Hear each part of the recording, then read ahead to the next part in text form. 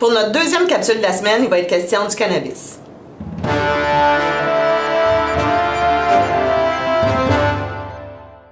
Alors, rebonjour Alexandre. Rebonjour Katia. Donc, il y a eu plusieurs réactions là, sur Internet par rapport à la réaction que nous, on a eue la semaine passée, en fait, la même journée que vous avez appris à la table de négociation les offres de l'employeur. Il y a eu aussi, de notre part, une réaction assez virulente là, par rapport au dépôt du projet de loi sur la légalisation du cannabis.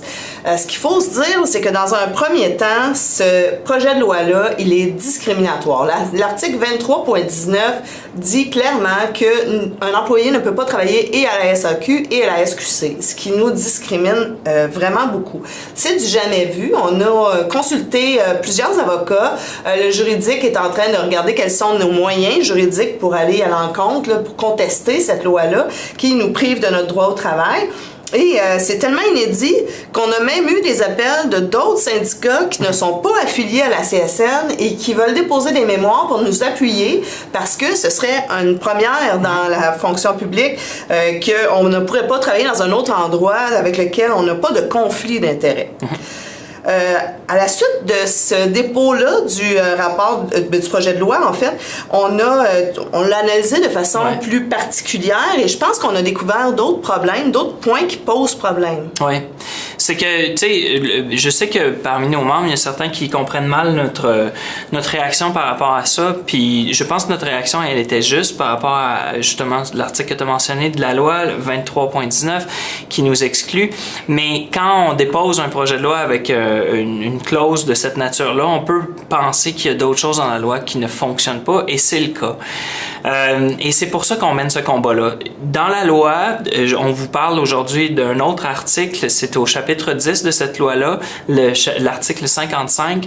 Cet article-là se nomme projet pilote. Il pose problème à de nombreux niveaux, mais essentiellement, qu'est-ce que ça permet de faire? Ça permet au gouvernement de contourner sa propre loi et ils définissent les paramètres pour permettre au ministère des Finances de confier le commerce du cannabis au privé.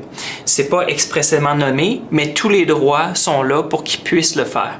Donc, à grande échelle, rapidement, ce qu'on peut voir, c'est que le gouvernement, il y avait beaucoup de personnes au gouvernement qui rêvaient que ce soit le privé qui s'en occupe. Ils ont été pris dans une tempête politique, puis dans une tempête médiatique, puis le public semblait pencher pour l'option de l'État. Donc, pour se laisser une marge de manœuvre, ils ont introduit cet article-là et à moyen terme, ce que ça peut faire, c'est qu'on se retrouverait dans la situation qu'on dénonçait, c'est-à-dire que le commerce du cannabis pourrait être confié au privé, donc l'État pourrait être écarté à moyen terme de ça et là, on se retrouve exactement dans la position de départ où on était. Si le commerce du cannabis est privé, pourquoi le commerce de l'alcool resterait-il public?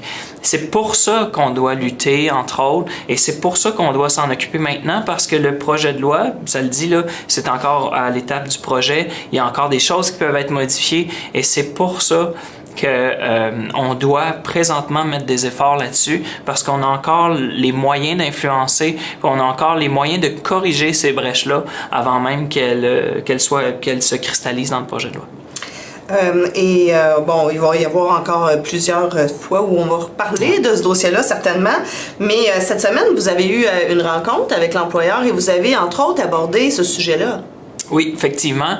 Et ce qu'on a demandé à l'employeur, pour les gens qui suivent ça, là, le gouvernement a décidé de faire une commission parlementaire particulière sur ce projet de loi-là. Donc, ce n'est pas tout le monde qui va pouvoir y aller. Il y a une liste d'invités qui a été déterminée.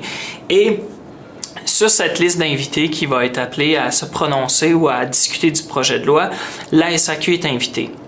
Ce qu'on a demandé à la SAQ, c'est de se positionner en faveur de ses employés, c'est-à-dire d'aller dire clairement à cette commission parlementaire-là que nous avons l'expertise pour accomplir ce travail-là, que on devrait avoir la permission de travailler à la Société québécoise du cannabis et que, dans le fond, ils devraient nous épauler dans cette démarche-là.